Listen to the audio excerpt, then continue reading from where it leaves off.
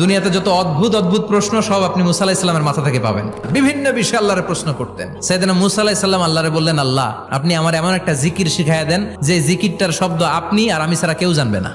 দিনে রাতে সব সময় এই জিকির আমি করব, আপনারে ডাকবো, কিন্তু শর্ত হলো এই জিকিরটা জানবে শুধু আপনি আর জানবো শুধু আমি। আল্লাহ বললেন, মুসা পড়ো লা ইলাহা ইল্লাল্লাহ। মুসা আলাইহিস সালাম কয়, মাবুদ এটা তো জাতীয় জিকির, সবাই জানে।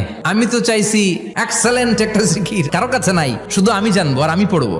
আল্লাহ বললেন, মুসা এই লা ইলাহাকে যদি এক পাল্লায় রেখে দাও, তাম বিশ্ব, 7 আকাশ 7 জমিনটারে তুলে যদি তুমি আরেক পাল্লায় রেখে দাও, লা রাজাহাত কাফাতু লা ইলাহা ইল্লাল্লাহ, মুহূর্তের মধ্যে লা ইলাহার পাল্লা ভারী হয়ে যাবে।